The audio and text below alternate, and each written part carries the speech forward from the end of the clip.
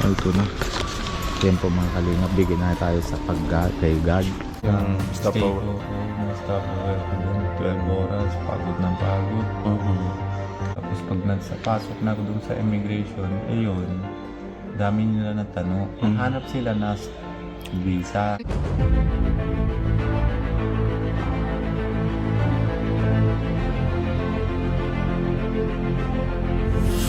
Ayun, shoutout guys. Muli, welcome to my YouTube channel. Ito po si Kuya Julay, ang inyong katugang, ang inyong kalingap, na muling bumabati po sa inyo ng magandang araw, magandang gabi. Sang sulok man po tayo ng mundo naroon. At sa araw na ito, meron tayong panibagong vlog. Ito po ay patungkol po sa update po kay Kuya Robin, mga bayan po natin, si Indiano Bicolano. Dahil hanggang ngayon po, si Kuya Robin ho ay nasa India pa. Kaya yung expected date po na sana makabalik po siya ng Pilipinas ng January 12, nabigo po si Kuya Robin, mga kabayan natin. Yun po ang nakalungkot na balita. So sa pagkakataong ito, alamin po natin yung mga naging dahilan, bakit nagka-problema, tapos ano na po yung ginagawa nila sa India para nga po makabalik si Kuya Robin dito po sa Pilipinas. Pag-usapan po natin maya-maya ng konti. Pero bago po yun, konting paalala po si Kuya Julay, baka sakaling meron pa po ditong hindi nakasubscribe sa ating YouTube channel, huwag natin kalimutan. Julay Paunil, tapos pwede po nating pindutin yung notification bell button para lagi po tayong updated sa aking mga video upload. At tapos meron po tayong Facebook page at Julay Paunil 2.0. Kung okay lang po, pwede po nating i-follow, pwede pong i-like at saka po i-share yung mga upload po natin dyan. Tapos wag po natin kalimutan, sina Kuya Bal Santos Matubang, Kalingap Rab, suportahan po natin ang kanilang YouTube channel. Ganun na rin po yung mga Lingap partners, mga kasamaan po nating reactors, at saka po mga charity vloggers po sa Team Kalingap. So maraming salamat po sa inyong lahat. Ngayon, tuloy na po tayo. Pag-usapan na po natin yung update po kay Kuya Robin, si Indiano Bicolano. Dahil hanggang ngayon nga po, wala pa rin po siya sa Pilipinas. At busy pa rin po doon sa India para lakarin po yung mga kinakailangan. So pag-usapan po natin ngayon, ano nga ba ang nangyari kay Kuya Robin, mga kabayan natin? Dahil sa pagkakaalam po natin, ang inaasahan, nung naibigay po yung pera na pamasahe po mula Pilipinas, balik sa India, tapos balik sa Pilipinas, yung binigay po ni Kalingap Rab, ang inaasahan ay January 12, baka sakaling makabalik na po si Kuya Robin. Dahil nga po may mga document din po siya sa Pilipinas na kailangan po nandito siya ng January 12, mga kabayan po natin. Kaso nga lang po sa kasamaang palad, nagka-problema po si Kuya Robin. Base nga po doon sa mga paliwanag niya o kaya doon sa vlog niya, talagang natagalan po siya. 4 na araw siyang talagang walang ligo, walang bihis. Dahil nga po yung kanyang flight, papunta sa Pilipinas, dumaan ng Malaysia. Pagdating sa Pilipinas, na-deport po siya. Nung pabalik po, dumaan din uli sa Malaysia hanggang sa nakabalik po sa India. So ilang araw, ang pagkakabanggit nga ni Kuya Robin, 4 na araw, walang palit-palit po ng brief. So nakakaawa po si Kuya Robin. Sabi niya nga, walang ligo, kaya malamang yung amoy ay medyo iba na po yun, mga kabayan natin.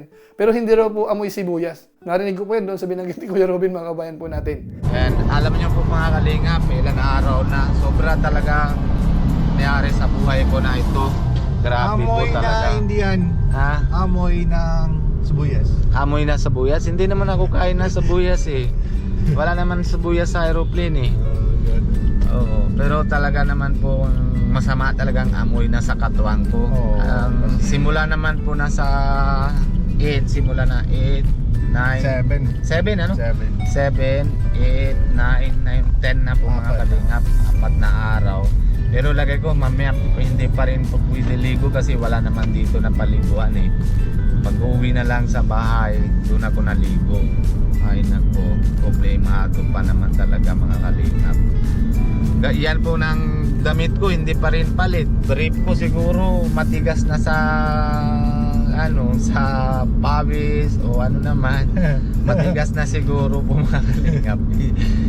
Ay nako, grabe. So ngayon po, ano nga ba ang nangyari? Kasi dito nga po sa vlog na ito, o kaya dun sa update po ni Kuya Nico, nung nabalitaan niya po na na-deport si Kuya Robin, siya po ay nag-aabang na po sa terminal, o kaya dun sa airport po dun sa India. At maya-maya nga po, dumating na rin po si Kuya Robin. At nung pagdating po, ikwinento po ni Kuya Robin yung nangyari po sa kanya. Ano nga ba ang naging problema? Ito, panoorin po natin yung paliwanag po ni Kuya Robin. Ano ba nangyari? Ang nangyari sa 2 araw na ito.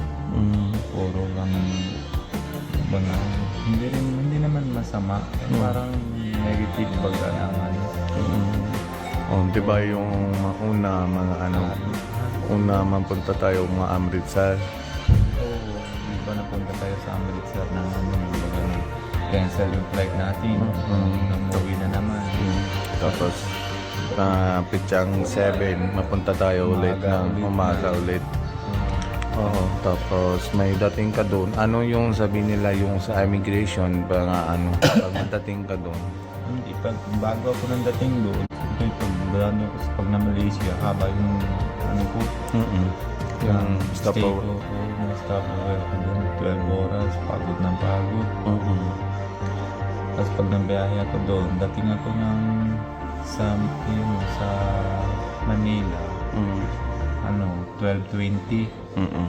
Tapos pag pasok na ako doon sa immigration, ayun, dami nila na tanong. Hanap sila na visa, entry visa. Yung entry visa. Tapos, Ano yung hindi mo alam yun? Di ba yung mga tanusap na tayo, di ba, okay na ba yung visa? Tanong mo si ate Edna. tapos si Ate Edna, nausap ko din. Sinabi naman din si Ate Edna na daan daw ako na sa immigration, sa embassy. Kala ko nasa Manila. Kala ko sa Manila, hindi dito. Kaya yun na nangyari. Problema. Naisip ko sa Manila, kaya mali din ako.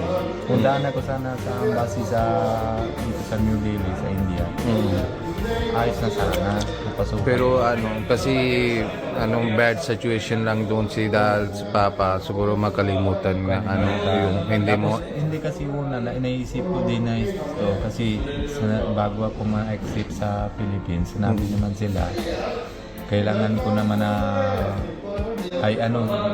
dapat bago naman January 12 nagpapasok na ako sa Philippines. Tapos isip ko ayos pa man na kasi hindi pa naman na January 8 pa lang nandun na ako. Nahanap sila yung stamp sa passport.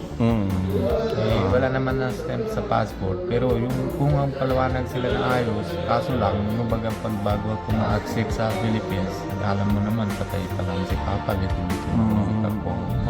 Kasi hindi kami sinabi sa iyo yung mangyayari. So ayun mga kababayan po natin, maliwanag po ang naging problema ay yung entry visa. So nabanggitin po natin yan nung mga nakaraan na posible pong yung visa ang kailangang maipakita na kung saan dapat may stamp din po yun sa kung saan bansa nang galing. Kasi kamukha po nung kapag papasyal tayo sa ibang bansa, kapag mag-a-apply ka ng visa, so may mga document po yan na kailangan din po na pirmado rin po. So dito po sa case mo ni Kuya Robin, yun nga po, number 1 na problema, entry visa. At yun naman po pala ay nabanggit na rin po ni Ate Edna. Kasi nga po si Ate Edna po, nakikipag-communicate po.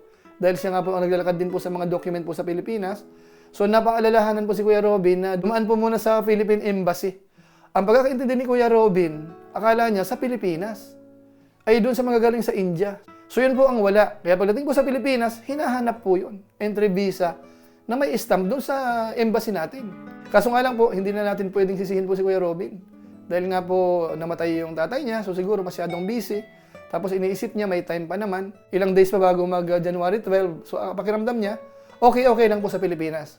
Kaso nga lang po, yun ang naging problema. So ano po ang marapat gawin po mga kabayan natin sa ngayon? Kailangan pong lakarin nila yung patungkol po sa visa na yan. Doon po sa ating embassy po sa New Delhi. Kaya sila po dito, pumunta na po kaagad doon sa embassy natin. Yan po mga kalingapan, ayon po, pupunta po kami sa Philippine Embassy, sama ko si Nico. Hello po mga kalingap. So ayun po mga kababayan po natin, nakarating na po sila dyan sa ating embassy. So panoorin po natin dahil si Kuya Nico ho ay pumunta na po doon sa guard para pakita yung document, yung reference niya, yung galing sa Pilipinas na pinasirox po nila. So panoorin po natin. Ito na. Yan po mga kalingap, bigyan na tayo sa kay God. Excuse me, sir. Tapos ito po yung pangalan ng Philippine Embassy sa Philippines. Mga kalingap. Yan po yung notice nila. Visa application in India, rule of Philippines e-visa system of India. susah sa ba't magkano mo lang susah ko lagi gitu kita na gusto ba na waiting area ni talaga na bukan na po nagkiyan ano agi ka proses mo kare हाँ जी देना है, और जो आगे को कोई भी डॉक्यूमेंट्स बोलेंगे वो हमारे पास है, वो दे देंगे। जी sir.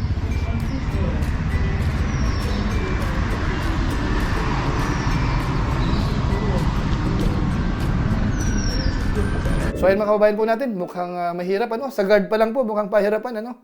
So dito po sa pagkakataon na ito, kasi yung update po sa loob, hindi po na-vlog ni Kuya Robin at saka ni Kalingap Nico. As of today ano, habang nagsushoot po tayo. So abangan po natin siguro yung magiging update po sa next vlog nila, kung ano nangyari po sa embassy yung application po nila. Kung yun po ba ay approve na, kailan pwedeng magbiyahe, para may idea po tayo kung kailan po siya makakabalik.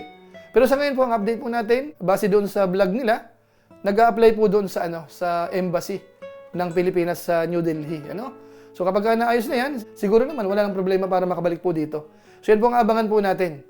At least po maliwanag po sa atin kung ano po yung mga nangyari kay Kuya Robin, ilang araw siya nag-stay doon or na-delay hanggat siya nakabalik sa India. Ngayon nga po, nilalakad na kaagad yung mga dokumentong kailangan po. So maraming salamat po sa inyo. Ilang po muna ang ating update sa ating kasamahan po sa Team Kalingap na talagang namumroblema po kasi yung pamilya nga po nasa Pilipinas. So hindi po ganoon kadali kasi may mga anak din po yan, pati yung mga anak na dito sa Pilipinas sa malamang, siya po ay naaalala na rin po. Nag-aalala din po yan sina Ate Pia po. So ipanalangin po natin, mga kabayan natin sa Team Kalingap, tulungan po natin kung anong po pwede natin maitulong sa kanya. At mahalaga po yung panalangin po ninyo sa mga viewers po natin. Na sana maging okay na po yan, makabalik na po uli si Kuya Robin dito po sa Pilipinas. So maraming salamat po. Pansamantala po, paalam muna si Kuya July. Pero gaya po ng dati, ako po yung magpapasalamat muna sa mga viewers po nating masugid na sumusubaybay, sa mga vlog po natin, sa YouTube channel, minsan po sa Facebook naman natin. Lalong-lalo na po yung mga hindi po nag-skip ng ads, masibag mag-like at saka po nag-share ng ating mga videos. Kaya kung inyo po itong nagustuhan, pwede po nating i-share. So maraming salamat po sa inyong lahat. So muli, ito po si Kuya July, ang inyong katugang, ang inyong kalingap. Na pansamantalang nagpapaalam po muna, kita-kita ulit tayo sa mga susunod ko pang vlog. Maraming salamat sa inyong walang samang pagsuporta po sa ating YouTube channel. Pagpalain naman kayo ng Diyos, mabay tayong lahat. God bless. Bye-bye!